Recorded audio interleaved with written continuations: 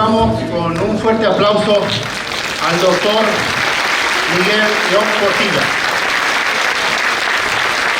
acompañado del doctor José Sergio Barrales Domínguez, rector de nuestra universidad.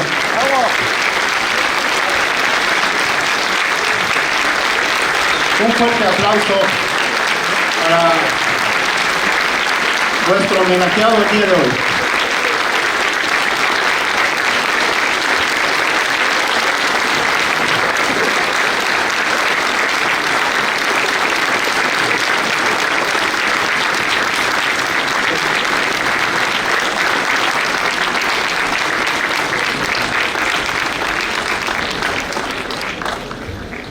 Gracias por esa bienvenida tan calurosa al doctor Miguel León Portilla, quien el día de hoy nos acompaña en la inauguración solemne de la primera cátedra universitaria en Chapingo que llevará su nombre, doctor Miguel León Portilla.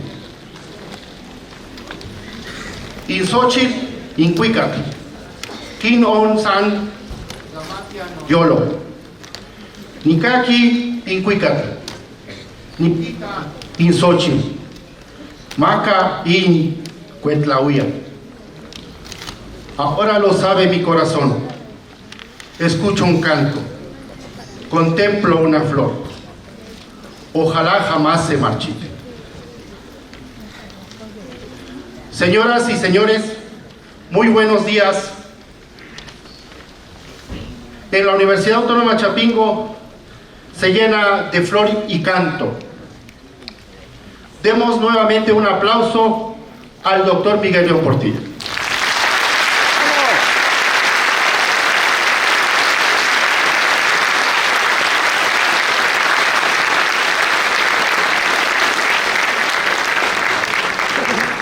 El día de hoy también estamos haciendo Tlapialistli, que significa acción de preservar o guardar algo. Queremos contribuir a preservar, a guardar en nuestro corazón y en nuestra memoria lo que tanto esfuerzo le ha costado a nuestro homenajeado.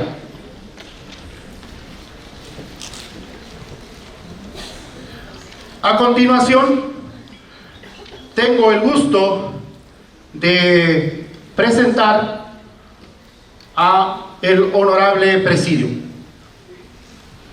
Preside esta ceremonia el doctor Miguel León Portilla.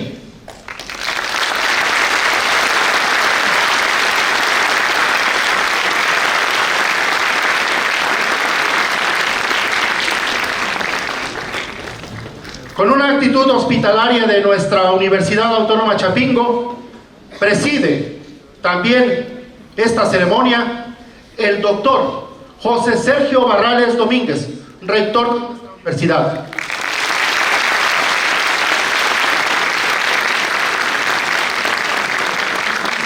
Le acompaña el doctor Vinicio Horacio Santoyo Cortés, director del CIESTAM.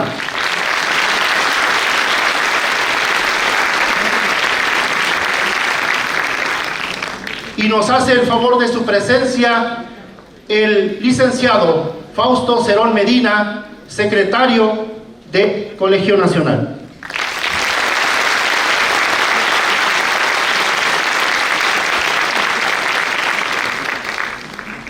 A continuación, cedo la palabra al doctor José Sergio Barrales Domínguez, rector de nuestra universidad, para que le brinde unas palabras de bienvenida al doctor Miguel León Portilla.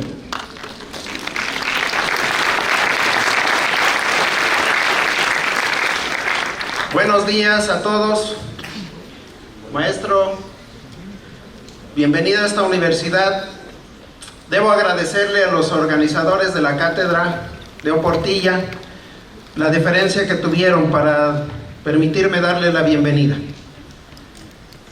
Yo me he preguntado por qué se le admira al maestro. En lo personal quiero mencionar 3 asuntos, porque aquí el evento es de él y no quisiera robarle mucho tiempo. Creo que el maestro León Portilla tiene el mérito de ser un defensor de una de las disciplinas humanísticas que ha recibido ataques. Seguramente muchos sabrán que en este país mucha gente opina que la historia no sirve para nada. Muchos en una actitud positiva dicen que para qué estar pensando en el futuro, sino más bien lo importante es vivir el presente y para qué vivir el pasado, sino lo importante es vivir el presente y proyectar el futuro. Yo creo que eso es un error, y en este caso, el hecho de que alguien se encargue de estar buscando información, sistematizarla y además interpretarla en torno a la cultura de nuestra propia nación, eso no tiene valía. De tal manera que la historia de los pueblos originarios de México, uno de quienes se ha encargado de dejarla muy clara es el maestro León Portilla. Y eso debe ser un mérito digno para hacerle un reconocimiento público. Otra forma de ver su trabajo es lo que sucede en este momento. Hasta donde yo he leído, lo que él siempre ha buscado o ha estado diciendo es que la nación mexicana tiene algo en deuda con los pueblos originarios. Normalmente en su libro esto de la visión de los vencidos, lo único que dice es que tenemos en deuda mucho de lo que le hemos afectado a esos grupos originarios de nuestro país. Y lo que a mí me llamó mucho la atención es, estando en el lugar de la masacre de Acteal, recordé la masacre del Templo Mayor y sobre todo lo que en alguno de sus escritos decía, pareciera que los hechos se repiten, y tanto hace muchos años como actualmente seguimos siendo una sociedad que como que no valoramos a los indígenas y que sobre todo vamos sobre ellos. De tal suerte que yo debo terminar diciendo, creo que esa deuda que tenemos con los pueblos originarios es vigente. El doctor León Portilla lo documenta muy bien de cómo nos portamos en el pasado respecto a esos grupos. En el presente se están sucediendo hechos que parece ser que continuamos denigrándolos, y sobre todo lo que a mí me preocupa es lo que estamos viendo para el futuro. El pretender en esta nación seguir buscando la forma de explotar los recursos naturales que por naturaleza pertenecen a los grupos indígenas nos debiera preocupar. Todo lo del fracking, todo lo de la minería, desafortunadamente que en este país ya ha sido autorizada, todo está yéndose sobre los recursos naturales que pertenecen a muchas de las comunidades indígenas. Y esa parte debiera ser un motivo de reflexión para ver si seguimos nosotros como mexicanos permitiendo que se les siga desplazando, que se les siga robando sus recursos, o habría que pensar que de continuar en este proceso nadie tendremos una salvación en términos de la degradación del medio ambiente y lo que significa eso para la vida. De tal suerte que motivos para admirar el trabajo del doctor León Portilla son inmensos, pero de mi parte lo único que debo decir es, si alguien nos está ayudando a dejar nuestra historia es él, y nosotros estamos obligados a conocerla para no seguir cometiendo muchos errores en torno a los grupos originarios de nuestro país. Muchas gracias por estar aquí. Le agradezco a los organizadores de este evento porque finalmente tendremos una cátedra en esta institución. Ya hubo un intento para formar la cátedra Emiliano Zapata, pero no lo concretamos. Por fortuna este grupo de profesores lo concreta, y de hoy en adelante tendremos un espacio de discusión, tenemos un espacio de análisis y sobre todo ojalá nos haga sacar ideas en torno al trabajo del doctor León Portilla. Muchas gracias a todos por su presencia, porque finalmente dignifica la institución para escuchar uno de los referentes de nuestro país. Muchas gracias a todos y bienvenidos. Agradecemos el mensaje del doctor José Sergio Barrales Domínguez, rector de nuestra universidad. Como ya se le platicó ampliamente al doctor Miguel León Portilla en la reunión previa que tuvo con el rector, él sabe que nuestra universidad tiene una población de estudiantes indígenas bastante amplia, y a continuación tenemos Palabras de bienvenida de estudiantes indígenas de nuestra universidad. Voy a tener el gusto de presentarlos a ustedes y les voy a presentar, ahorita van a pasar ellos en su lengua, darle el mensaje de bienvenida a nuestro homenajeado. Y estarán con nosotros Rachel Gómez Ruiz, estudiante del Departamento de Fitotecnia, quien habla Tzotzil. Johnny Sánchez López, de Zootecnia, quien habla Triqui. César Salinas, de la División de Ciencias Económico-Administrativas, él habla Zapoteco. Sara López Gallardo, de Fitotecnia, habla Mije. Y el compañero Hermenegildo Bailón Estrada, del Departamento de Fitotecnia, que habla náhuatl de Guerrero. Chicos, adelante.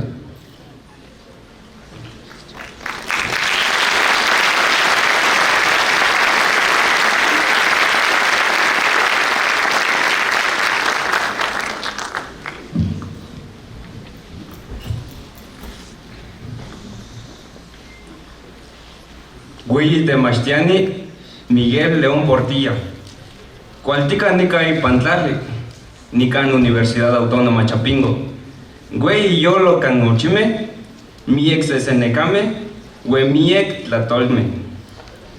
Nesho Chicago y no toltecayo, ni manipan totlar, mexicayot, cancampa guayakitlato, yo te chilca.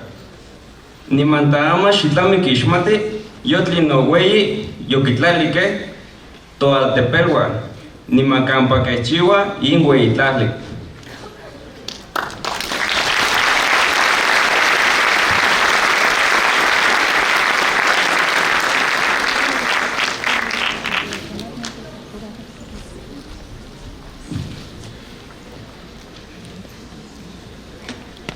Shitoyet nunun tajun chanambun tija chapenalti lam kikti builas pasix bocoli tijteklum tinakalik tayosilal México.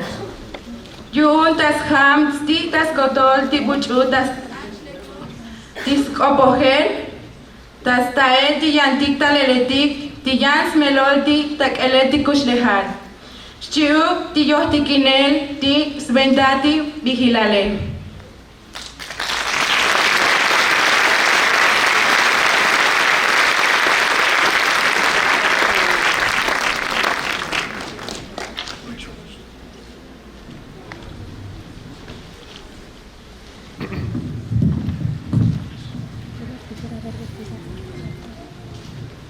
Adami na spectak chamech hat mir putak hamagogachten hamuk wonmanin kita tun muhken hakop muhken mera muk mera komdum bera hab kop patkish nagaps kuka me hadok tam wonderin uga runduhken hab noch wir bizim ham hanarwini da yunok hayung hayunok me itsmak uk zu Pektet som midi padochti va mach espa.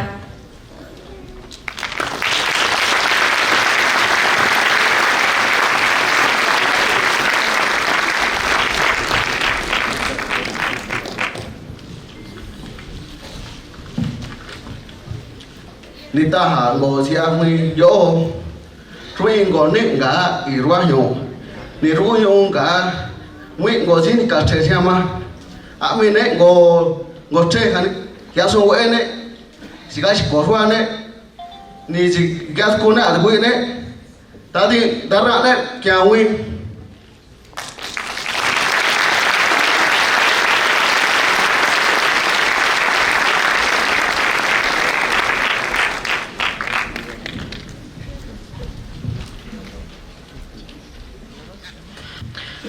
Na, nishta jagna. Kete na shamot ke mensi guan. Na, lasna ketsi sawen sire tamen lasna.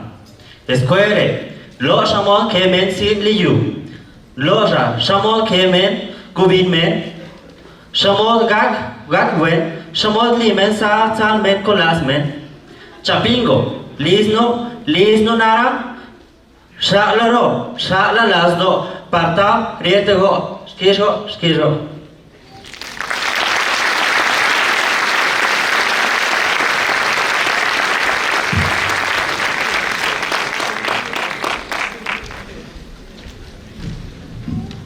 En las pantallas pudieron leer la traducción en español de los mensajes que los compañeros de las naciones indígenas de nuestro país, de lengua tzotzil, triqui, zapoteco, nos hicieron el favor de pronunciar como bienvenida al doctor Miguel León Portilla.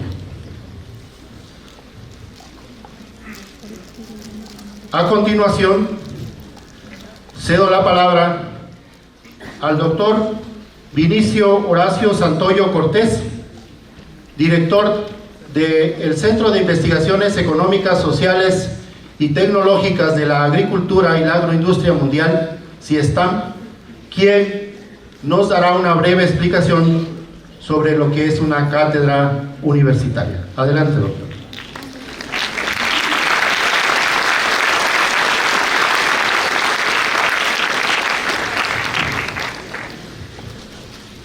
Buenas tardes a todos. Al igual que el resto de la comunidad universitaria, me congratulo con la presencia del doctor Miguel León Portilla y quisiera también agradecer todo el apoyo que hemos estado recibiendo el Colegio Nacional en este evento y en todos los anteriores que hemos realizado. Muchísimas gracias por el apoyo. Yo quiero compartir con ustedes algunas ideas en torno a la cátedra. El término cátedra proviene de una palabra griega que significa silla. En particular se usa para nombrar al sillón que se siente el obispo en los oficios litúrgicos. Este nombre también se relaciona con la silla del profesor, que se solía colocar en una plataforma elevada directamente enfrente de los bancos de los estudiantes. Por extensión, en la actualidad este término se utiliza para hacer referencia a un espacio de reflexión sobre temas de actualidad o de interés para la comunidad académica que lo impulsa. Tradicionalmente, dichas cátedras académicas se establecen para reconocer la trayectoria de algún profesor, investigador o persona que tiene méritos para que la misma lleve su nombre. En México, al igual que en el resto del mundo, se han instituido un considerable número de ellas. El Colegio de México es la institución que tiene más cátedras, en un número de 10, entre ellas la Cátedra Daniel Cosío Villegas, la Cátedra Jean Monnet, la Cátedra Simón Beauvoir.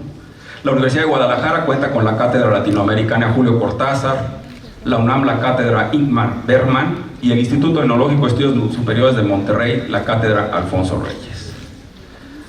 En este marco, por iniciativa de la comunidad de CIESTAM y con el respaldo entusiasta de la Rectoría y la adhesión de diversas instancias y colectivos académicos de la universidad, se impulsa el establecimiento de esta primera cátedra universitaria, como un amplio reconocimiento a la trayectoria académica, científica y humanística del doctor Miguel León Portilla. Con ello, asumimos el reto de impulsar y consolidar un proyecto de esta magnitud, conformando un comité consultivo distinguido, un programa de actividades ambicioso y una operación sencilla y eficaz.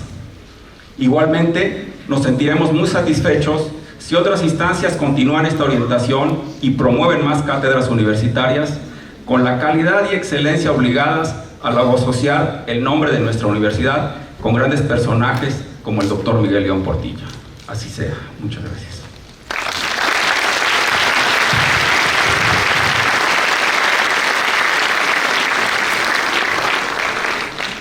Agradecemos al doctor Vinicio Horacio Santoyo Cortés, director del CIESTAM. Ya mencionó el conjunto de instancias que han apoyado esta actividad y no nos cansaremos de agradecer al Colegio Nacional todo el apoyo que nos ha brindado durante los últimos 4 años que hemos tenido de actividad con ellos, a través de su secretario Fausto Cerón Medina, la maestra Georgina Monte. Gracias, maestra, gracias licenciado Cerón, por el apoyo que nos han brindado. Es una actividad que hemos venido desarrollando desde hace 4 años con el grupo de investigaciones en estudios socioecológicos de nuestra universidad. A continuación, le voy a ceder la palabra al doctor Jorge Ocampo Ledesma, quien es el coordinador científico del CIESTAM y coordinador del programa de historia también de dicho centro, quien nos va a hacer el favor de hacer el laudatio del doctor Miguel León Portilla.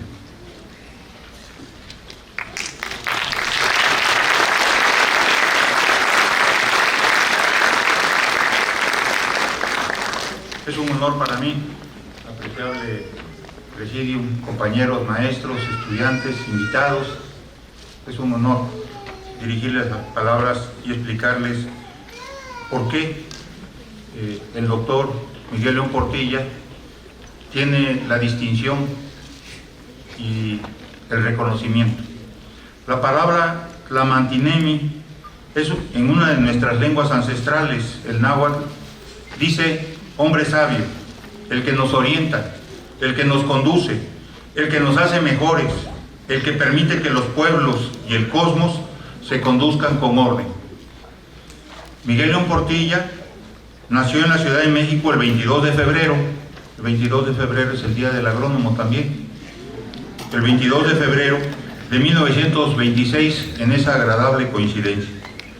Durante su larga y provechosa actividad académica y científica ha cubierto amplios espacios. Desde 1971 es miembro del Colegio Nacional, institución que nos coordina en este homenaje. Su obra es muy amplia, más de 50 libros y un tanto mayor a la 150 de artículos. Se graduó en el doctorado con la tesis La filosofía náhuatl, estudiada en sus fuentes, que junto con su texto La visión de los vencidos representan acaso su obra más valiosa entre tantas otras.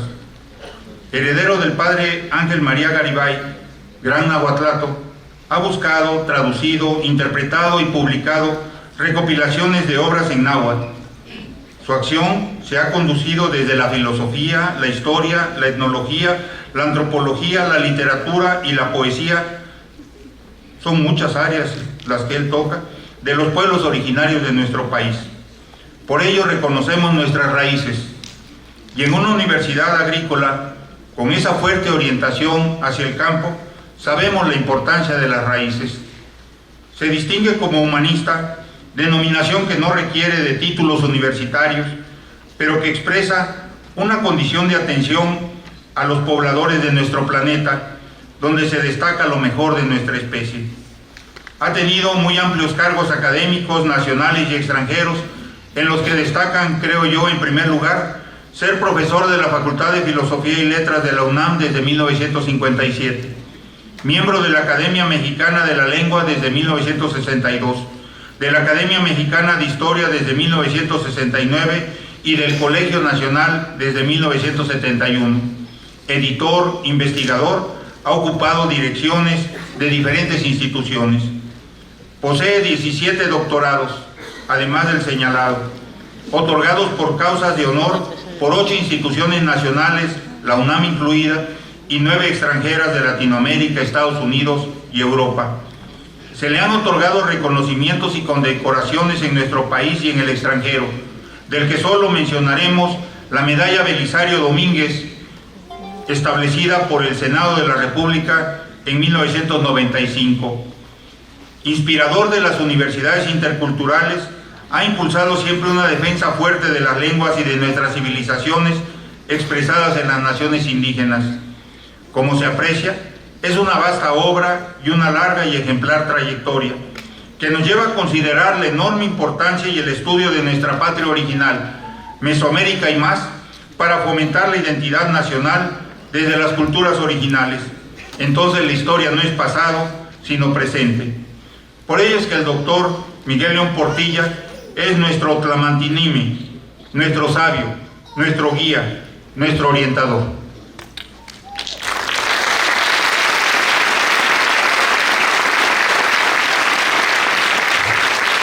Gracias al doctor Jorge Ocampo Ledesma, quien ha hecho el favor de leer este breve laudatio de nuestro homenajeado.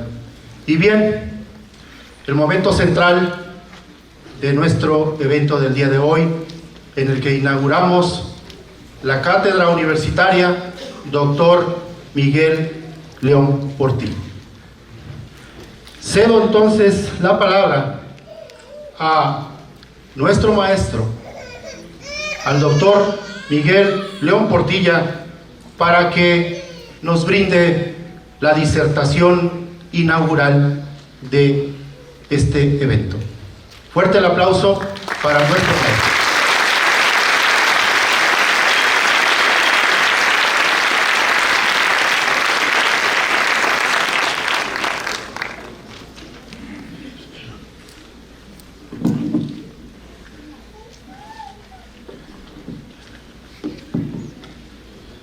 Antes que nada, quiero decir, ¿se oye?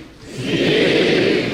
Que me da mucho gusto estar aquí en Chapingo.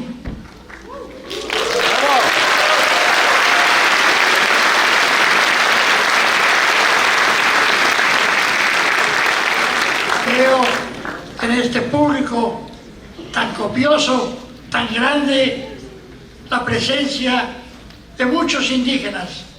Veo la presencia de un amigo que tengo, el doctor Juan Manuel Mancilla, que acontece que es obispo de Texcoco.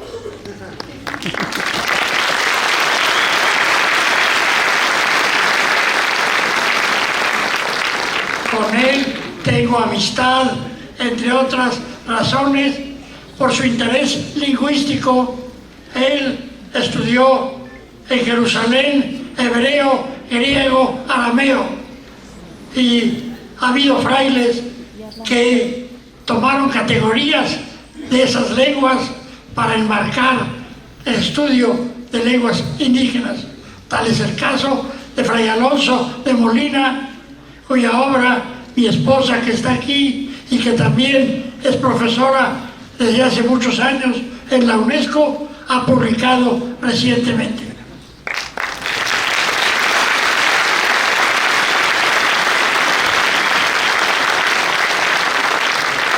Voy a reflexionar con ustedes, efectivamente, sobre los pueblos originarios y su situación actual, pero lo quiero hacer relacionando todo ello con otra figura notabilísima, que es la de Fray Bernardino de Sahagún. Van a decir, estamos entre padres y obispos. Bueno, señores, si son portadores de cultura, ¿por qué no? Claro. Bernardino de Sahagún nació en la villa de Sahagún, en el antiguo Reino de León, en España, en 1499. Estudió en la célebre Universidad de Salamanca. Allí aprendió no solamente la lengua latina, la historia, la filosofía, sino que se empapó de las noticias que llegaban acerca del Nuevo Mundo y sus culturas. Algunos años después, en 1529, se embarcó en lo que llamaban las barcadas de frailes y llegó a México ese mismo año de 29. Aquí venía en el barco con un grupo de jóvenes indígenas que había llevado Hernán Cortés a España, y seguramente ya desde entonces empezó a aprender el náhuatl. Dedicó su vida, que murió de mi edad, a los 90 años, enteramente al estudio de la lengua, de la cultura de esos pueblos. La UNESCO acaba de declarar en octubre del año pasado, es decir, hace poco menos de un año, que la obra de Bernardino de Sahagún es parte de la memoria del mundo. Parece poco, ¿verdad? O sea, que a cualquier persona en el mundo puede interesarle la obra de Sahagún. Voy a preguntar por qué la UNESCO declaró eso. Bueno, declaró a propuesta nuestra, a propuesta, yo me moví en esa dirección. El INA lo apoyó, el Instituto Nacional de Antropología e Historia, la UNAM también. ¿Pero por qué? ¿Por qué? ¿Porque era fraile? No, porque somos un país laico. No, porque era fraile, no. Entonces, porque vino a evangelizar y a quitar lo que llamaban la idolatría, no, tampoco. Entonces, ¿por qué la UNESCO lo hace memoria del mundo? ¿Por qué? La respuesta es sencilla. Porque diseñó un método que es antecedente de la tecnología, de la entrevista, del diálogo con los indígenas. Diseñó el modelo de contacto que siguen hoy los etnólogos, los antropólogos. Por ese método que implantó él en la edad moderna y que es lo que le ha merecido el título de pionero de la antropología. Y luego, porque en su investigación, que duró casi todo el lapso de 60 años de su vida en México, recogió un caudal enorme de información, centenares de folios grandes en lengua náhuatl que escribieron sus colaboradores indígenas, Antonio Valeriano, Andrés Leonardo y otros dos más, y en la cual se recoge la visión del mundo, todo lo que concierne a esa cultura, entre otras cosas, en lo que dice Vergel, lleno de maravillas, que es la historia natural, las plantas, los animales, los minerales, los colorantes. O sea, tiene un interés cercano al de todos ustedes. El estudio agropecuario, sí, la agricultura y los animales, claro, no había vacas, pero lo que había, sí, los guajolotes, los perritos, sí. ¿Y para qué? ¿Para qué quiere? Pues quiere él para que el diálogo que va a tener como misionero, pues era misionero, nos guste o no nos guste, es la realidad, y no lo voy a ocultar. Él viene con esa idea de mostrar el evangelio a esta gente. Bueno, porque él venía para eso. Y sin embargo, vamos a ver que sin que abandonara naturalmente su profesión, de tal manera se entregó a la cultura indígena. Hay un filósofo que murió hace poco, Luis Villoro. Luis Villoro fue profesor en la UNAM, en la UAM, a lo mejor también estuvo aquí, es muy probable. Su tesis de doctorado se tituló Los grandes momentos del indigenismo en México. Y Luis Villoro dice, Sahagún de tal manera captó la riqueza del mundo náhuatl, él conoció los discursos de los ancianos, él conoció cómo era la educación, tiene juicios lapidarios.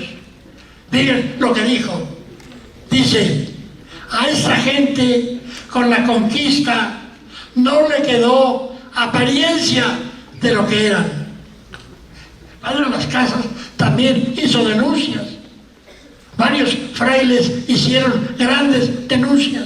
Según es tremendo decir, no les quedó apariencia de lo que fueron. Porque ahora se dice que son estúpidos, que son flojos, que son borrachos. Pero antes nos echaban el pie adelante con su cultura. Eso lo dice Sahagún. Y hablando de la educación, dice, la educación que tenían era mucho mejor que las que les estamos metiendo, porque con ella lograban controlar sus inclinaciones y atendían al estudio y a la preparación. Y llega un momento en que dice, la lectura de los consejos que daban los padres y madres a sus hijos, el Gometlatoli dice, aprovecha más que los sermones en el púlpito. Yo digo, Fray Bernardino, menos mal que no había un agente de la Inquisición, porque le hubiera sonado mal eso de que son más sabios que los sermones de los púlpitos. Y al final dice Villoro, de tal manera se identificó con los indígenas, que fuera de que no abandonó su fe religiosa, se entregó del todo a ellos. Y yo suscribo ese parecer. Villoro no era persona religiosa. Decía él que era agnóstico, de manera que no lo dice y lo estoy diciendo yo por querer hacer propaganda religiosa. No, lo estoy diciendo porque así fue. Sahagún participó en la fundación de un colegio que se llamó de Santa Cruz de Tlatelolco, en Santiago, Tlatelolco. Era un colegio en el cual había maestros sabios, el propio Sahagún, otro que había sido profesor en la Universidad de París, Gaona, otros que habían sido gente muy capaz en Europa, y también con profesores indígenas, sobre todo médicos, sobre todo gente que conocía la escritura jeroglífica, los libros antiguos. México, señores, fue tierra de libros. Amostlalpan fue tierra de libros porque había desde por lo menos el siglo III de nuestra era, ya había libros aquí. Una vez contaré una anécdota. Estaba yo en un hotel en Nueva York y en ese hotel había una convención de fabricantes de papel y había un letrero que decía: el papel por vez primera se hizo en América en 1670 y tantos. Yo me acerqué a uno de los organizadores, era un señor alto, de manera que tuve que esforzarme y le dije: ¿puedo estar en desacuerdo con usted? Y me dijo: a nosotros nos gusta oír gente que esté en desacuerdo. Entonces le dije: para poder entrar en esta conversación, le preguntaré: ¿usted cree que México está en América? Porque usted dice que por primera vez en América se preparó papel en 1679. Entonces se quedó pensando y me dice: creo que sí, ¿verdad? Creo que México está en América. ¿Qué les parece a ustedes? Decía el señor Trump, yo creo. Bueno, y el día que teníamos esto establecido, le dije: yo le voy a decir algo que usted va a pelar tamaños ojos y va a creer que soy un farsante. En México hubo papel desde los comienzos de la era cristiana. Ahí me dijo: ¿y dónde está ese papel? Es el papel de amate, de ámac. Un papel que se hacía de la corteza del árbol de amate, machacada, mojada, y con ella se hacían hojas. Se sigue haciendo en San Pablito, en varios lugares. El otro día tenía yo un número de la Gaceta de la UAM, de allí venía un artículo sobre cómo hoy hay fábricas de papel de amate. Y le dije: si usted quiere ver algunas hojas de papel, vaya al Museo de Antropología, hay muchas. Y quiere comprar por casi ningún dinero, puede usted comprar hojas de papel con pinturas de Ameyaltepec, Guerrero. No le estoy engañando. En esos papeles se escribieron libros maravillosos de la sabiduría de los pueblos originarios. Me dijo: porque usted me lo dice, lo creo, pero no los he visto nunca. Bueno, si le interesa, véalos. Sahagún, vuelvo a él, se acerca en el pueblo de Tepepurco, en el actual estado de Hidalgo, al sureste, y llama a varios viejos que eran expertos en la antigua cultura y les dice: quiero que me informen sobre las cosas naturales, lo que sabían de la naturaleza, sobre las cosas humanas, las fiestas, las creencias, y sobre las cosas divinas que tenían ustedes antes de que los españoles vinieran. Entonces este viejo dice, voy a hablar con los sabios y mañana venimos. Y ya regresa y dice, a ver, pregunta lo que quieras, yo te contesto. Y según empieza a preguntarles cómo eran las fiestas, y según se da cuenta, el calendario es un ciclo agrícola, y según se da cuenta de que es un calendario maravilloso. El calendario maya lo conocemos muy bien por las correcciones glíficas que están en las estelas. Fue un 10.000º más cercano del año solar astronómico que el calendario gregoriano que usamos hoy. Eso decía Alfonso Caso. Decía, eran tan tontos que hicieron el mejor de todos los calendarios. Eran tan flojos que construyeron Teotihuacán, Palenque, Uxmal y cientos de ciudades. Precisamente Alfonso Caso, que fue un gran estudioso de todo esto, se entregó también al estudio de los códices. Bueno, Sahagún empieza a preguntar y sus estudiantes van escribiendo y copiando de los libros que llevan los viejos.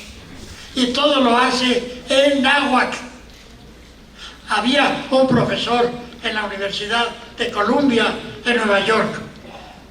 Se llamaba Franz Boas, de origen alemán judío. Él decía a sus estudiantes, que eran antropólogos, tienes que saber la lengua del grupo con que trabajas. Si son los mijes, los grandes mijes, oí que alguno hablaba en mije, los mijes nunca fueron conquistados. Hay otra anécdota que no resisto a recordar. Dice otro fraile, unos frailes, porque era lo que escribían entonces, dice, apresaron a un mije y le dijeron, sabemos que tu señor, el capitán, mejor dicho, el capitán Mige, mató a 2 españoles. Dinos dónde está, porque tenemos que vengar su muerte. El Mige se los quedó viendo y no contestó. Dinos y te daremos un premio. El Mige no contestó. Dinos o te vamos a echar los perros, te vamos a aperrar con perros feroces. No contestó. Entonces le echan unos perros y él grita, no me importa. En los códices va a quedar el recuerdo de cómo ofrecí mi vida por la de mis señores y mi pueblo. Lo recordarán muchos y lo estoy recordando aquí con el compañero Mige.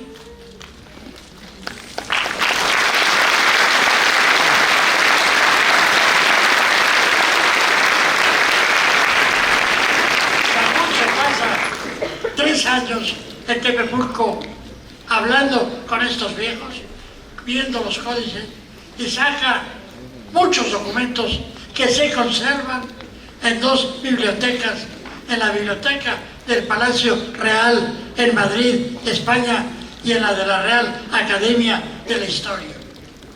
Y luego regresa a Tlatelolco y dice, voy a pasar por otro sedazo la información. Fíjense que a Sahagún, bajo la idea de que quiere conocer esto para hacer posible el diálogo con el Evangelio, le interesa vitalmente que no haya equivocaciones, que sea información fidedigna, y repite la investigación y ve que es igual lo que le dijeron en Tepepulco que lo que le dicen en Tlatelolco. Pero no se fía, voy a repetirla ahora en la Ciudad de México. Y sabes, Fray Bernardino, que yo te la voy a hacer por 4ª vez.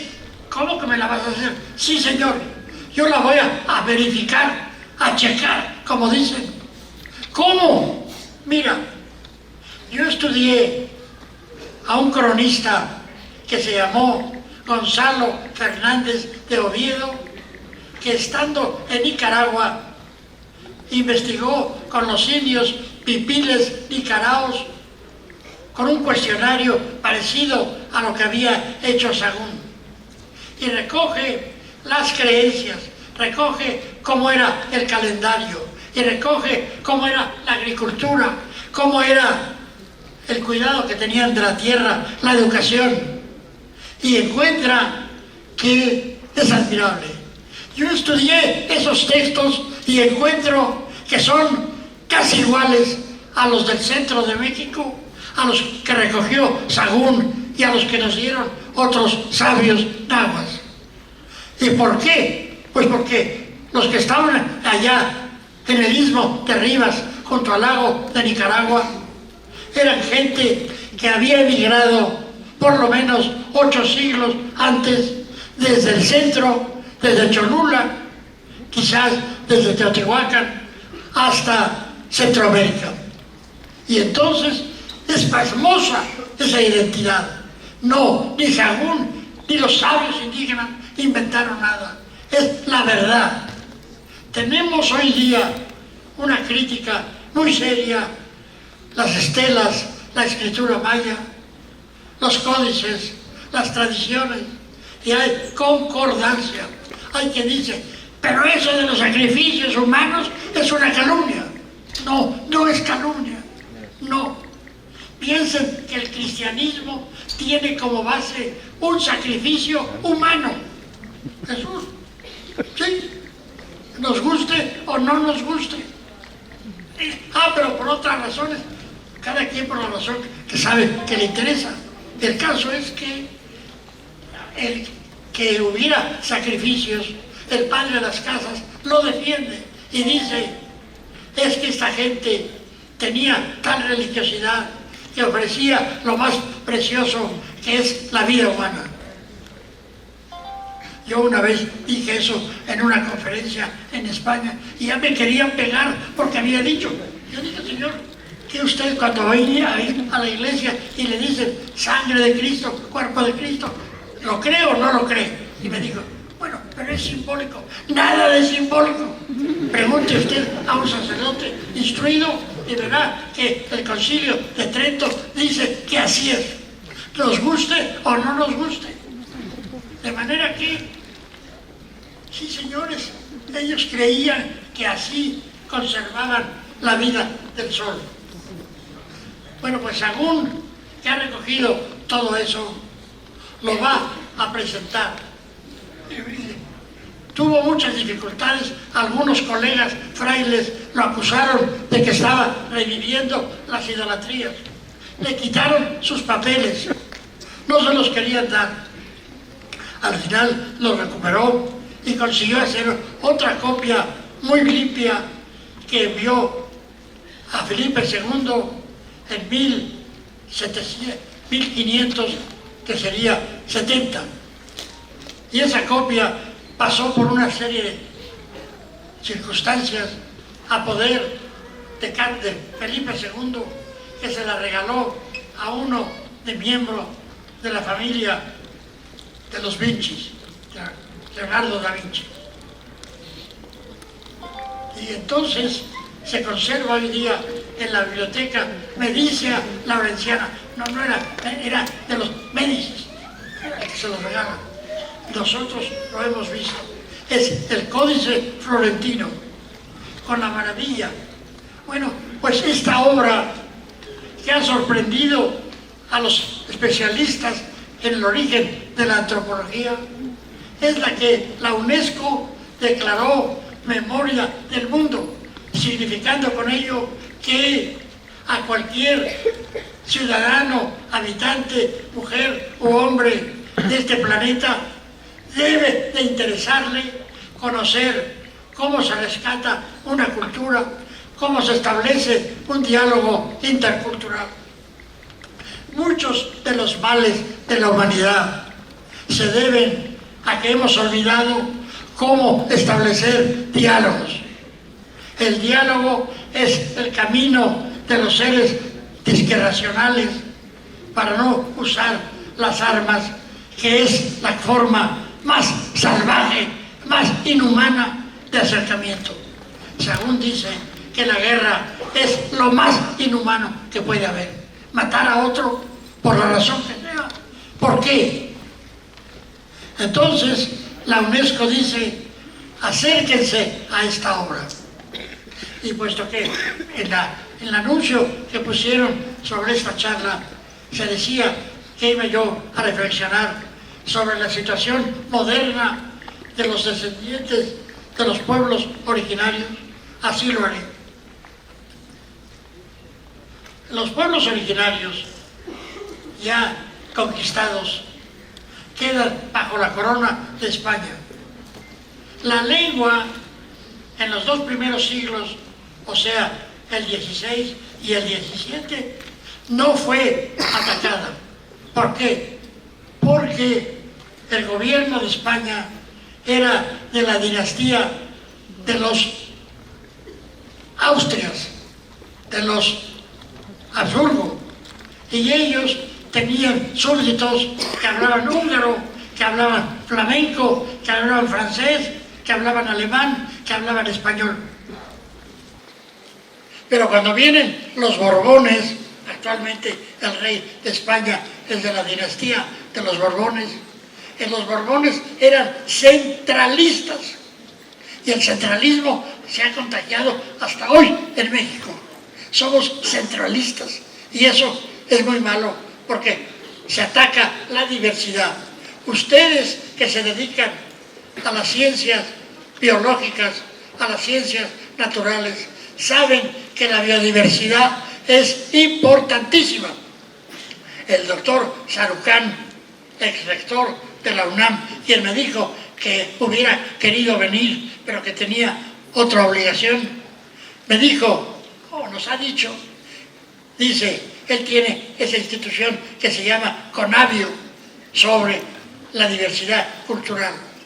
Y dice, México es probablemente uno de los países del mundo con mayor biodiversidad cultural, debido sobre todo a nuestra geografía y a nuestra ubicación en el planeta. Piensen que México tiene 11.000 kilómetros de costas. No hay 6 países que tengan 11.000 kilómetros de costas. Yo cuando digo eso no resisto a citar al poeta López Velarde, que dice, suave patria, tu territorio mutilado porque nos robaron la mitad es todavía tan grande que cuando el tren va por la vía parece aguinaldo de juguetería. Es verdad, tenemos todos los climas, desde el desierto hasta las nieves perpetuas. Tenemos selvas, tenemos montañas, tenemos ríos, una gama enorme de cultivos. Se dice que uno de los grandes cereales de la humanidad, el centeo, el maíz, fue domesticado en México, en la cueva esta que está en Cuscatán, en el estado de Puebla, y tal vez también en otros lugares de Tamaulipas. Somos riquísimos. Ustedes, mis queridos amigos, así les llamo a mis amigos de Chapingo, se dedican a algo importantísimo, a hacer que el gran pueblo mexicano pueda comer. Porque está bien que fabriquen bastones o que fabriquen botellas, pero yo no me puedo comer ni un bastón ni una botella. En cambio, sí necesito tonacayos, mi sustento, mi carne. Y eso es lo que ustedes, en la meta de su estudio, lograr que la nación mexicana, por el camino de los cultivos, por el camino pecuario, tenga el sustento y no dependamos en materia tan vital de nadie. Yo los felicito por haber escogido esta carrera. De veras, yo creo que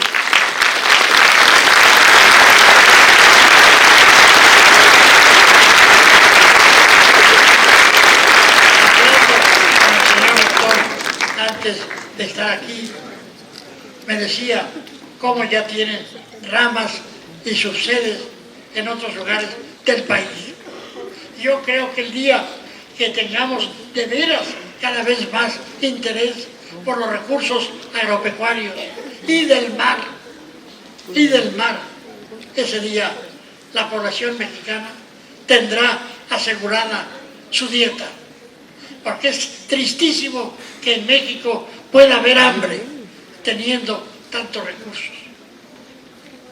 Y yo creo que la civilización mesoamericana, de la cual son herederos nuestros hermanos indígenas, es una civilización que supo aprovechar sobre todo los recursos de la tierra.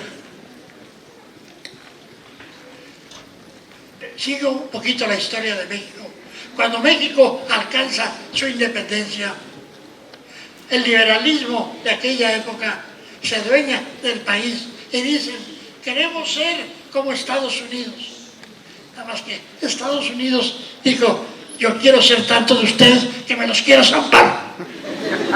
Pues sí, al día siguiente casi de la independencia se presenta Poinsett, enviado de Estados Unidos, con Lucas Alamán, que era secretario de Relaciones, y le dice: mire, a ustedes no les sirve de nada esos territorios del norte, véndanoslo, nosotros los vamos a transformar, véndanoslo.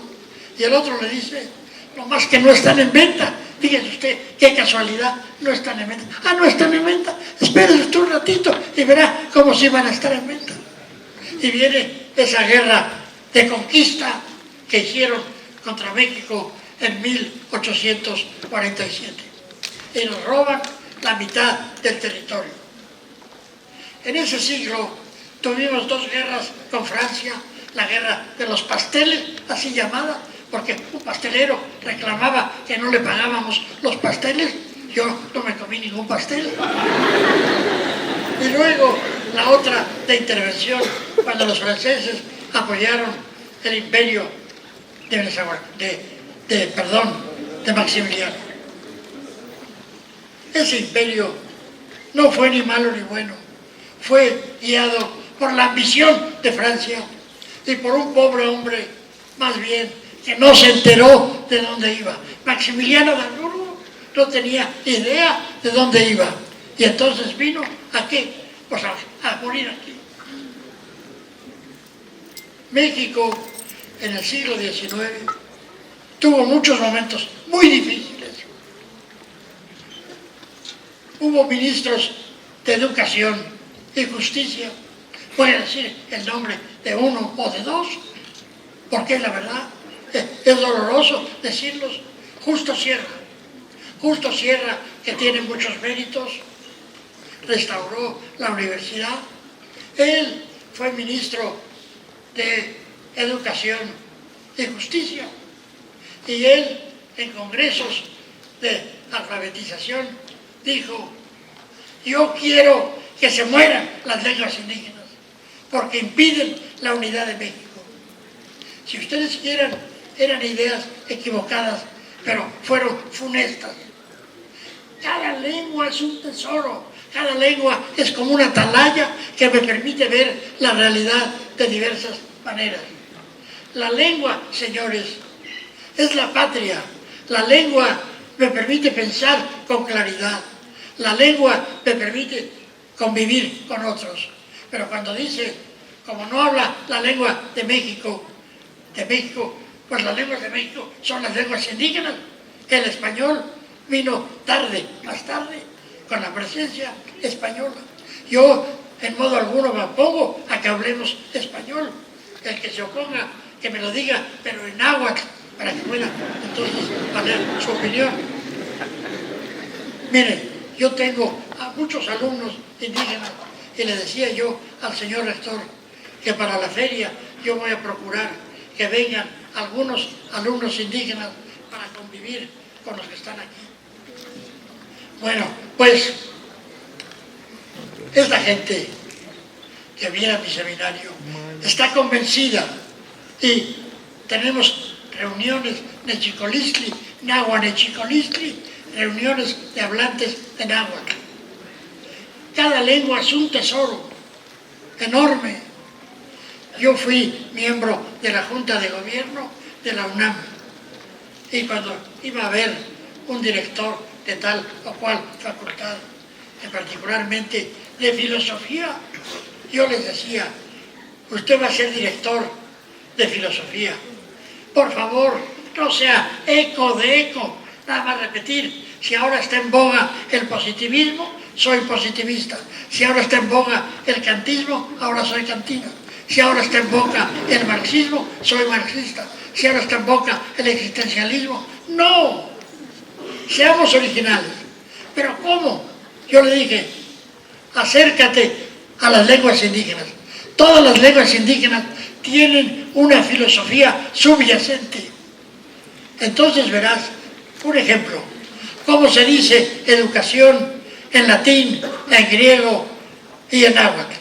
En latín se dice educatio, que allí viene educación, y quiere decir educere, sacar del estado de rudeza, de ignorancia. Está bien. ¿Cómo se dice en griego? Pues muy frecuentemente decían paideia. Paideia viene de la palabra pais, paidos en genitivo, que quiere decir niño, o sea, acción con los niños. ¿Cómo se dice en náhuatl? Ne ish tlamachilistli. Tlamachilistli es la acción de comunicar la sabiduría ne a la gente en su rostro, comunicar la sabiduría al rostro de la gente. No está mal, ¿verdad? Entonces, lo que nos han dado los pueblos indígenas contrasta muchísimo con lo que fue ya desde el siglo XIX. La revolución sí reivindicó los derechos, pero mucho de dientes para afuera, porque muchos gobiernos, el propio José Vasconcelos, el otro ministro que tiene muchos méritos, pero él dice, ¿qué perdimos con la conquista? Y dice, nada, porque nada valía la pena de conservarse. Es terrible decir eso, terrible. Así que te parece que Palenque no valía la pena de conservar. ¿A ti te parece que la sabiduría médica, la sabiduría agrícola no valía la pena de conservar? ¿Te parece? A mí, el doctor Gambio, yo tuve dos maestros excepcionales, el doctor y padre Ángel María Garibay y el doctor Manuel Gambio. El primero fue el que nos reveló la riqueza de las literaturas indígenas, y el segundo fue el padre de la moderna antropología. Y ellos dos propugnaron siempre por la lengua indígena. Garibay supo otomí y náhuatl, Gambio supo náhuatl. No podemos vivir en México sin saber esto. Salgan ustedes al campo y dicen, me voy a ir por Ometusco. ¿Y qué quiere decir Ometusco? La fecha 2 conejo. Y voy a ir a Chiconcuac. ¿Y qué quiere decir Chiconcuac? Chincome Coac, 7 serpientes, es la fiesta de la diosa de la agricultura, Chilone. ¿Y qué dice? Más para allá, dice Papaloapan. ¿Y qué quiere decir? En el río de las mariposas. ¿Y qué más para allá? Dice Ameyaltepec. ¿Qué quiere decir? Ameyali, en el cerro donde brota el agua. Es decir, es poesía que nos sale al camino. Le preguntaba yo al señor rector, ¿qué quiere decir Chapingo? Me decía que en lugar de espinas y que era náhuatl. No quiero contrariar, pero yo no veo por dónde pueda ser náhuatl, porque en náhuatl, espina, se dice huitzli.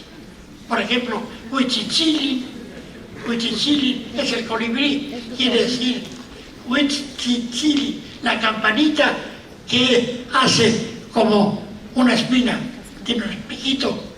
Entonces es la campanita que resuena en la cabecita del colibrí.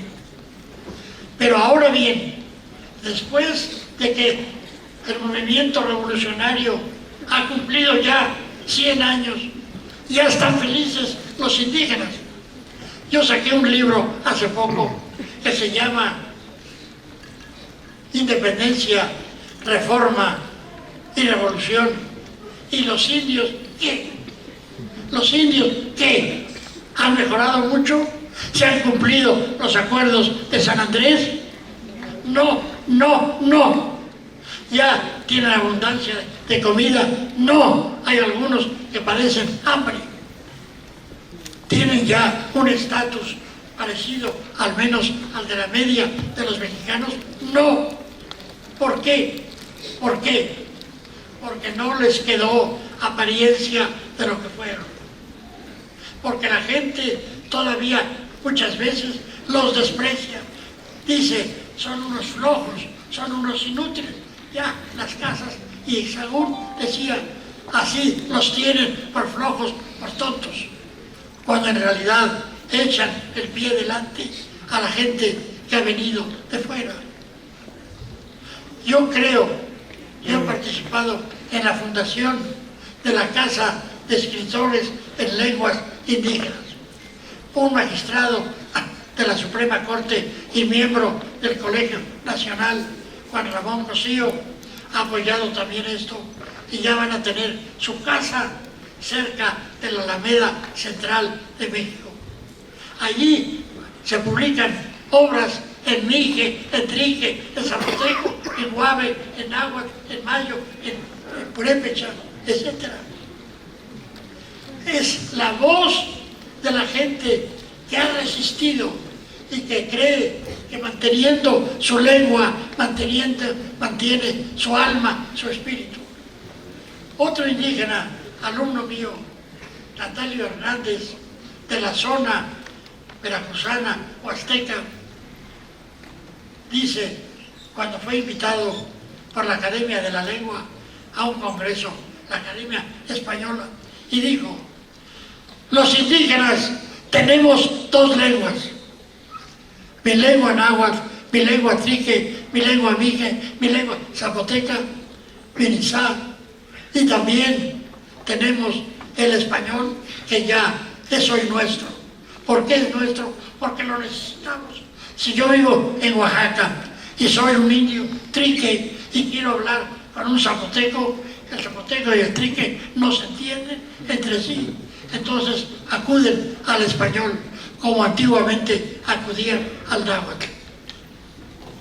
Yo creo que los compañeros de las etnias, de los pueblos originarios que estudian aquí, tienen un destino importantísimo. En primer lugar, pueden enriquecer nuestra ciencia acerca de los productos agropecuarios. Un alumno mío me decía, era náhuatl, me dijo, mire, venga y lo voy a presentar con mi papá. Él es campesino, vamos a salir al campo y va a ver usted un montón de hierbitas. Usted va a decir, ¿cuánto zacate hay aquí, verdad? Y mi padre le va a decir, no es zacate. Aquí hay como 30 especies distintas y le va a dar los nombres. Claro, porque yo tengo ignorancia total de las especies referentes a ese género de plantas.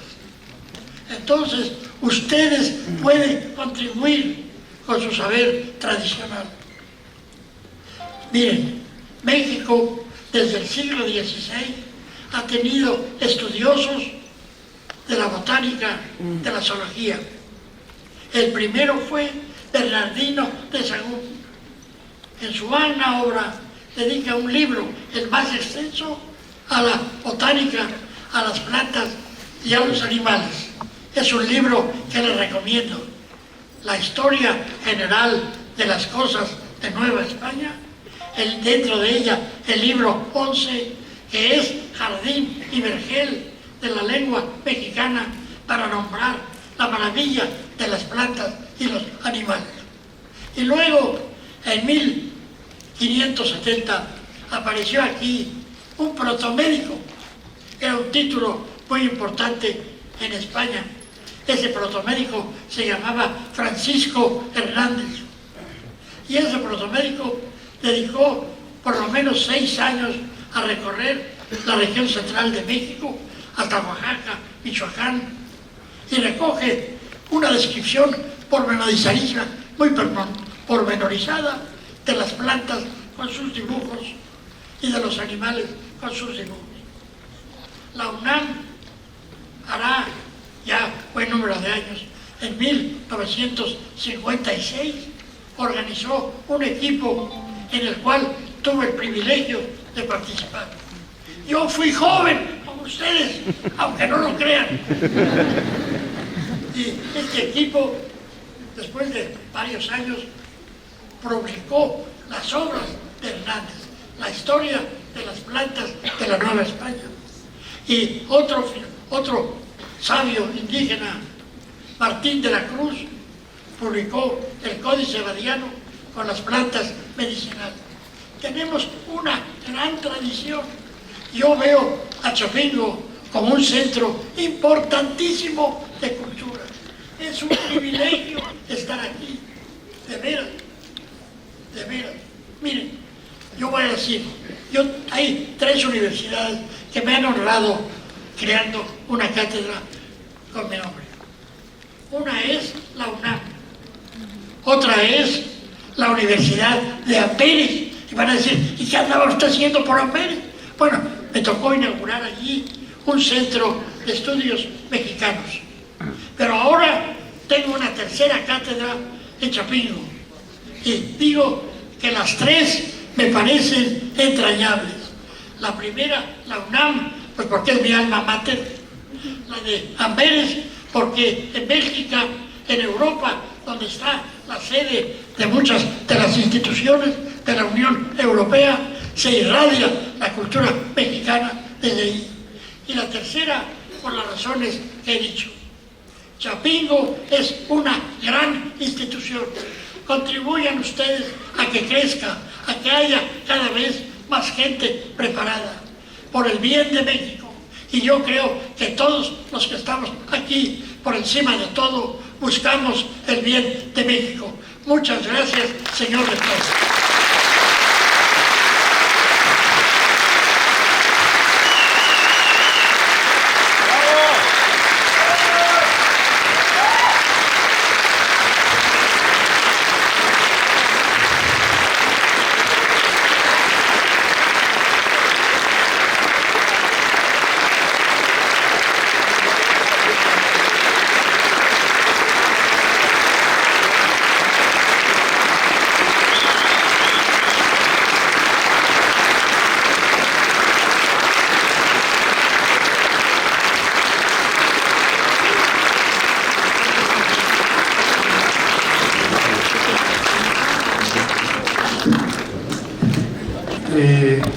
Nos dijo que el fraile Sahagún fue motivado para hacer su obra el adoctrinamiento de los pueblos.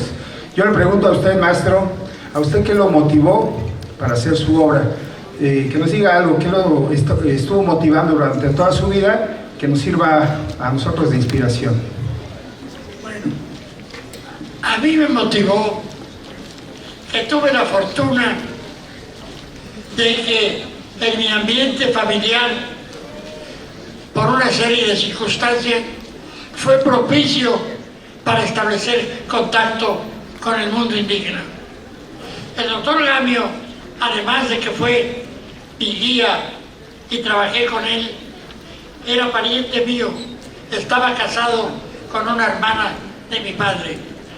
Y él nos llevaba a Teotihuacán, a Copilco y a otras zonas arqueológicas. Yo desde muy joven recorrí muchas zonas arqueológicas y también desde muy joven tuve contacto con pueblos indígenas. Y desde muy joven leí, por ejemplo, la historia antigua de México de Francisco Javier Clavijero.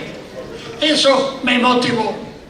Yo después, a una parte de mi formación en la UNAM, pero también una parte fuera de México, en California. Y allí también siempre despertó en mí el interés, la lectura de libros de Garibay. Leí sobre todo uno que se llama Poesía Indígena de la Altiplanicie, en una biblioteca donde está también La visión de los vencidos. se llama Biblioteca del Estudiante Universitario. Se los recomiendo. Son libros muy económicos que lo venden a los estudiantes con 50% de descuento. Hace poco estuve yo aquí en Texcoco, que también me distinguieron, y el alcalde de Texcoco dijo a los estudiantes que les iba a conseguir un ejemplar de La Visión de los Vencidos. Bueno, todo eso me motivó, especialmente la lectura de esa poesía. Allí decía, por ejemplo, podemos decir palabras verdaderas en la tierra. Así lo dejó dicho Tecayehuatzin. Esos manuscritos en náhuatl que están en la Biblioteca Nacional de México. Entonces yo me quedé fascinado y fui a ver a Garibay y le dije, yo quiero estudiar el pensamiento náhuatl. Y se me quedó viendo y me dijo, ¿y usted sabe náhuatl? Yo le dije, pues no, padre, no sé náhuatl. Me dijo, no se preocupe, dice, aquí en México hay muchos helenistas que no saben griego y hay muchos que estudian a Hegel, a Kant, a Marx, que no saben alemán. Pero si usted quiere estudiar el pensamiento náhuatl, tiene que saber náhuatl. Mire, venga de aquí a 15 días, y me regaló una gramática náhuatl que había escrito él. Y me dijo, si no me vienen preparadas las 3 primeras lecciones, mejor ni venga, porque yo no pierdo el tiempo ni con flojos ni con tontos. Bueno, pues ahí está la semilla de por qué me interesé.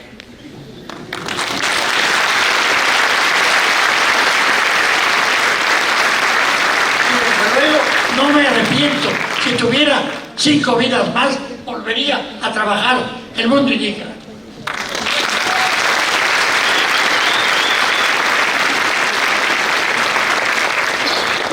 Maestro, una de las, ya que usted reivindicó algunas de las aportaciones de los sacerdotes al inicio de la conquista, quisiera nos pudiera decir algo. Hay un tema en la historia de México que ha sido poco analizada y creo que necesita revisarse, que es la expulsión de los jesuitas por la casa de Borbón. ¿Qué nos podría decir qué significó eso para la cultura de México y en especial con los pueblos indígenas? Mire, digamos, estos misioneros, claro, generalmente venían preparados, muchos de ellos de grandes universidades. No digo que todos, pero muchos sí. Primero fueron franciscanos, después dominicos, luego agustinos, luego jesuitas.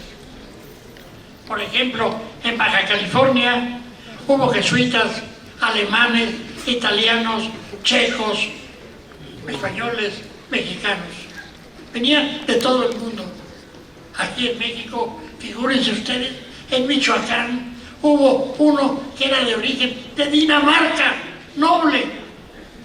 Ahora, esta gente que se embarcaba a eso, lo hacía por convicción religiosa. Ustedes pueden compartirla o no, repito, somos un país laico. Pero lo que sí es que tenemos que admitir que era un trabajo interesantísimo. Los grandes defensores de los pueblos indígenas fueron frailes. El padre de las casas, defensor por excelencia de los derechos humanos. Fray Alonso de la Vera Cruz, en Michoacán, que tuvo discípulo a Huitzimengari, el hijo del último Calzonzi. En México, en la región central. ¿Y por qué trabajaban? Ya lo dije, porque querían propiciar el diálogo entre el Evangelio y las antiguas culturas. En eso se adelantaron a lo que ahora hacen algunos clérigos.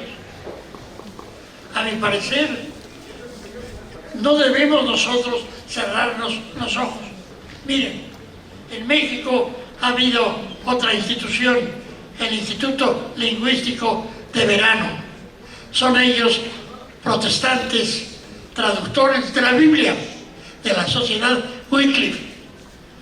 En el mundo en que yo me moví, por la cosa indigenista, por la cosa de las lenguas, inevitablemente tuve que conocerlos. Ellos, naturalmente, tienen otro criterio. Yo lo único que les dije, tengan mucho cuidado en su proselitismo de no crear problemas en las comunidades indígenas. Oí que aquí había una persona de estirpe tzotzil, pero no me negará que incluso en San Juan Chamula ha habido problemas religiosos. ¿Por qué? Porque dicen, los católicos se emborrachan, nosotros somos ahorradores, tenemos recursos, hacemos dinero, como dice el señor Trump, que la DIAS hace dinero. Digo, porque lo oí ayer decir eso, que él va a ser el primer presidente riquísimo y que es muy bueno que sea rico. Ojalá que suelte la mosca un poco, ¿verdad? Y no se la lleve para más negocios. Bueno, pues creo yo que debe tomarse en cuenta. Yo sé que en la ENA, en la Escuela Nacional de Antropología e Historia, se estudia la obra de Sahagún, igual que la obra de Garibay, igual que la obra de Gamio. Me consta porque el doctor Matos Montezuma, que es amigo mío, me lo ha dicho. Yo he dado conferencias en la ENA también. Sentaron las bases, Sahagún, las bases de la investigación antropológica. Eso es innegable. Son figuras, mire, yo le decía, he dicho a las autoridades del gobierno de la ciudad, hay en el pasado de la reforma un montón de esculturas de generales. También yo no soy muy partidario precisamente de los generales, ¿verdad? Pero creo yo, en Tlatelolco había basamentos para más esculturas. Pongan de los indígenas que hicieron, por ejemplo, el Códice Badiano de la medicina, de los indígenas que rescataron la poesía indígena, la literatura, la sabiduría farmacológica, el saber agrícola. Pongan eso. México le debe a sus raíces indígenas mucho de lo que es. Por eso, cualquier acto de justicia siempre será poco. Y yo me alegro muchísimo de que haya becarios indígenas aquí. Ellos tienen derechos y ellos pueden enriquecernos. Eso es lo que pueden contestar.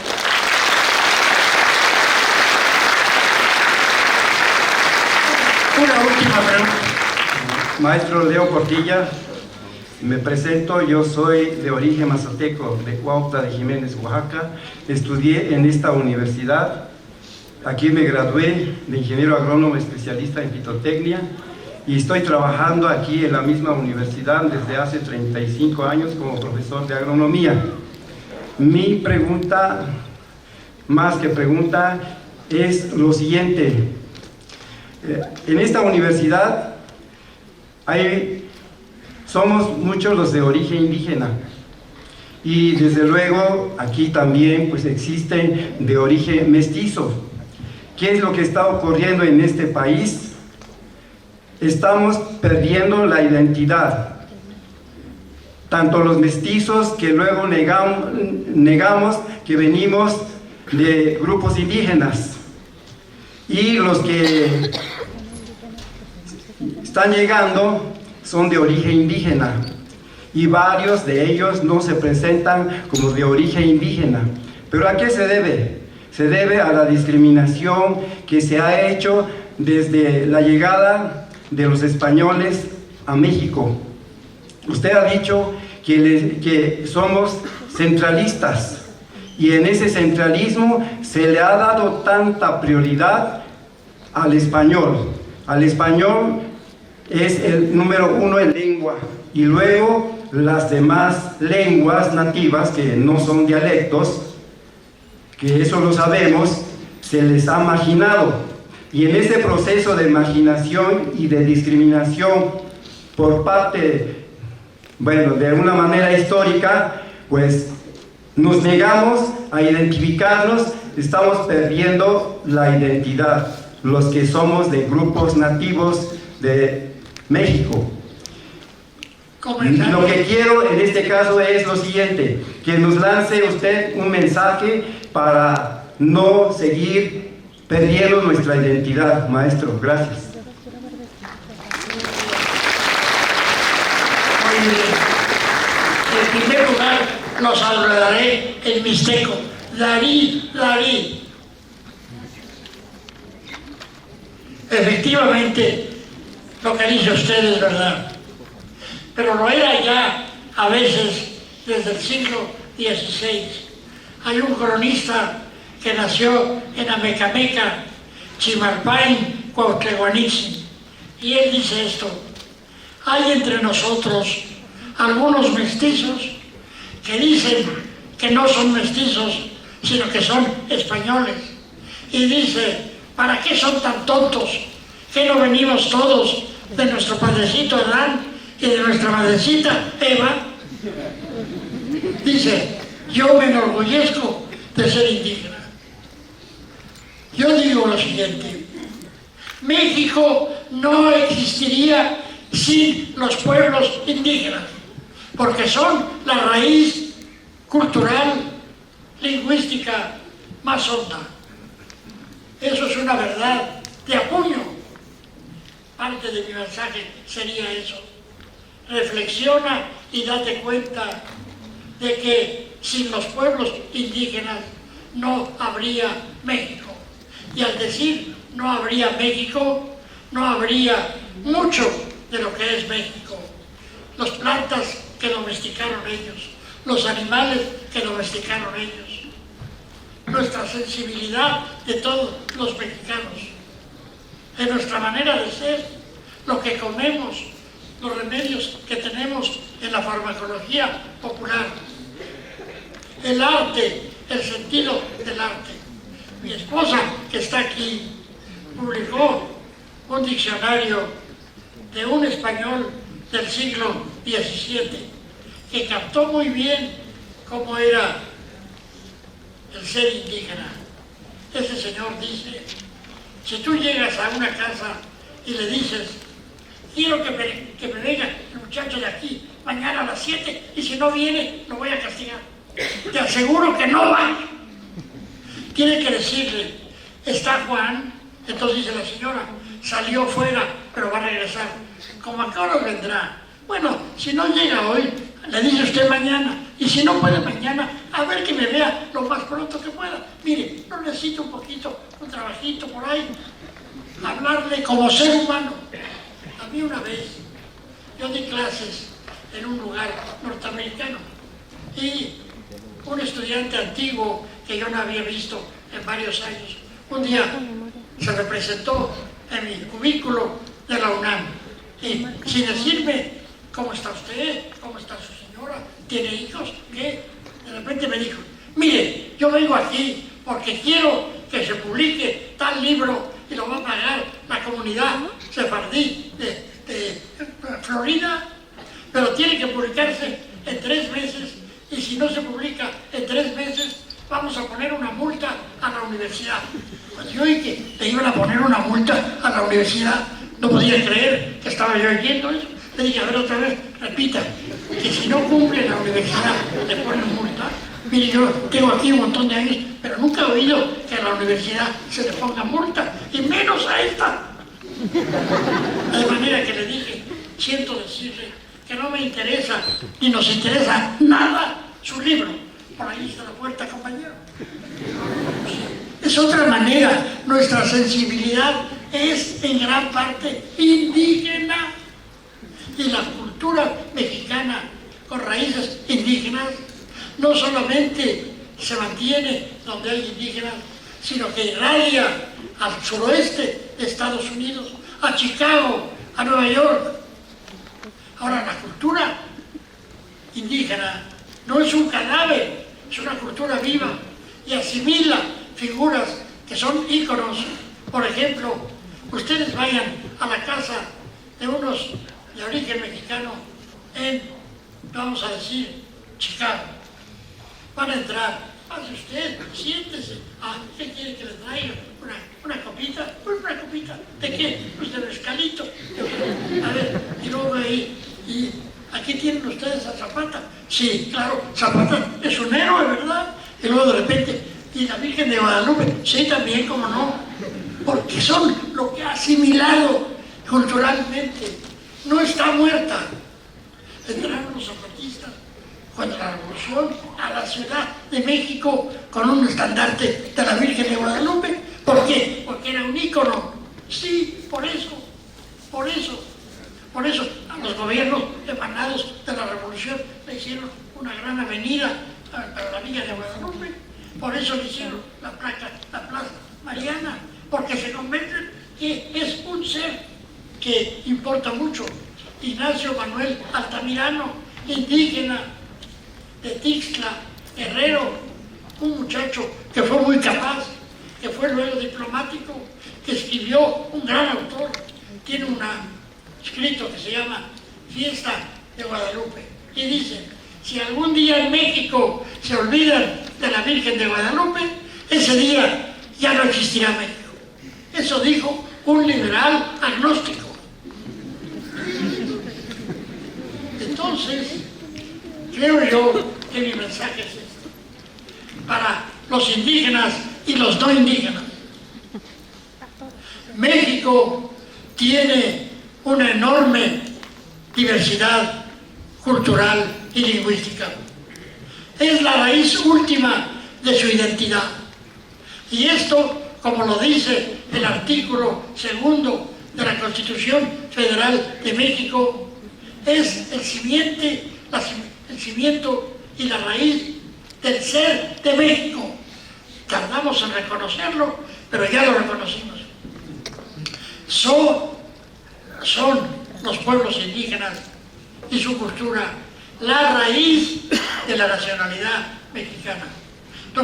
No somos exclusivistas, no vamos a estar diciendo: los gachupines, ya dejemos eso. México es muy grande y hay gente de muchísimos orígenes. Se dice, más de 500,000 de origen libanés. Hay italianos de Chipilo, hay alemanes de Chiapas, hay franceses, hay hasta norteamericanos. Creo que dicen que 1 millón, yo no sé si estarán legales o tendrán papeles, pero vamos a ser más generosos. El Señor dice que afortunadamente no creo que vaya a darnos el susto. Yo ayer oí y salió mucho mejor la señora, menos mal, decía, un encabezado de un periódico, dice: enfrentamiento entre Trump y Hillary, y decía: ganó el peso. Quiere decir, el peso mexicano se va a fortalecer gracias a que ganó Gil, porque si gana el otro, entonces sí nos lleva el diablo. Pero bueno, mi mensaje es: ustedes de estirpe indígena, levanten la frente. Nada de tener miedo de hablar su lengua, no tener vergüenza. ¿Por qué? En primer lugar, es un valor cualquier lengua, pero las lenguas más antiguas, las que resonaron aquí. Hay un poema muy bello de Gabriel López Chiñas, de Juchitán. Dicen por ahí que ya el zapoteco se va a morir. Dicen por ahí que no sirve para nada. Dicen por ahí que hay que hablar español e inglés. Dicen por ahí, se les olvida que el zapoteco, tanto que lo querían nuestras madres, ellas nos lo dieron con su leche.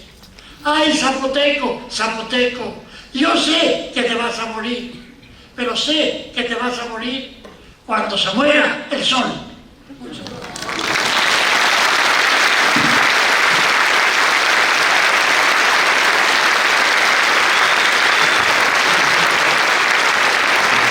Maestro, desde su visión y ramo, ¿qué transformaciones sugeriría la Secretaría de Educación Pública? Un abrazo de la tierra en Nezahualcóyotl.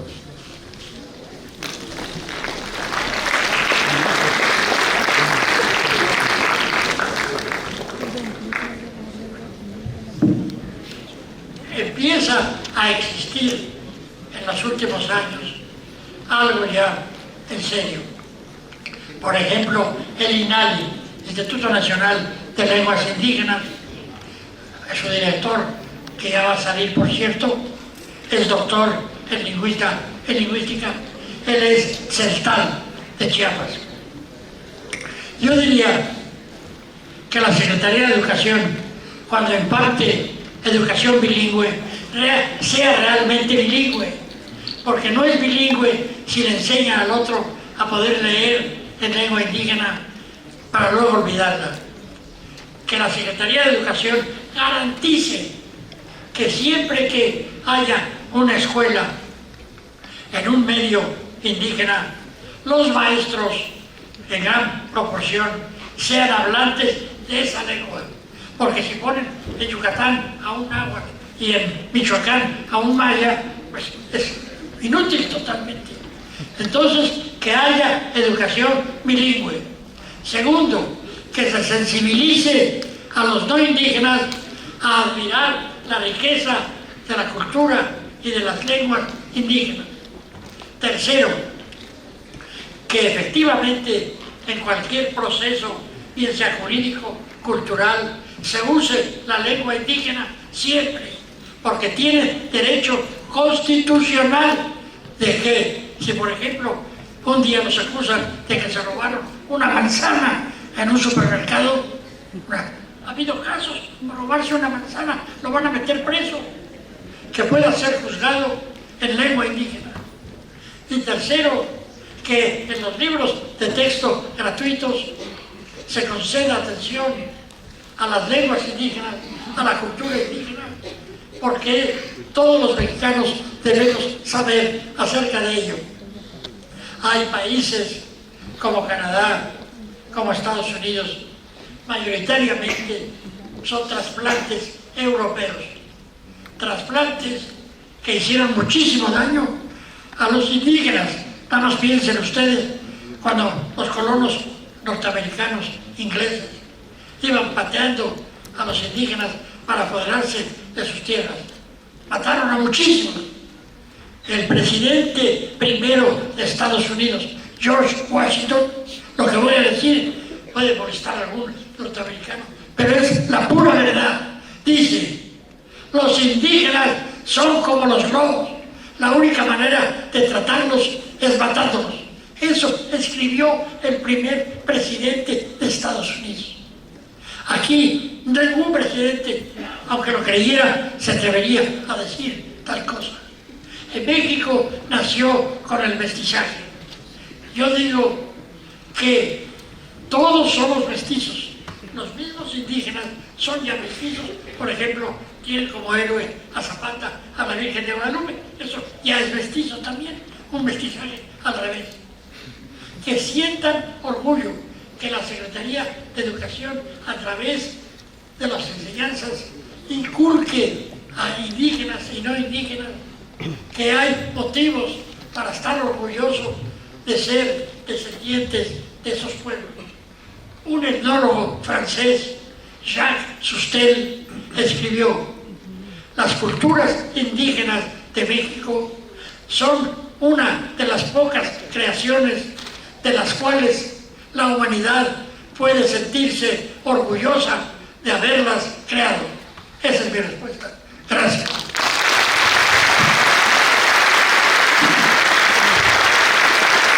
Bien. Agradecemos profundamente las preguntas. Hubiéramos deseado que hubiera más, pero ni modo, todo tiene un cierto límite. Vamos a pedirle a el doctor José Sergio Barrales Domínguez, rector de nuestra Universidad Autónoma Chapingo, nos haga el favor de entregarle el sencillo reconocimiento que, con motivo de la institucionalización de la cátedra Miguel León Portilla y con motivo también de esta charla inaugural, hemos preparado para nuestro maestro, el doctor Miguel León Portilla. Doctor, por favor. Les pido de favor que nos pongamos de pie para entregarle el reconocimiento.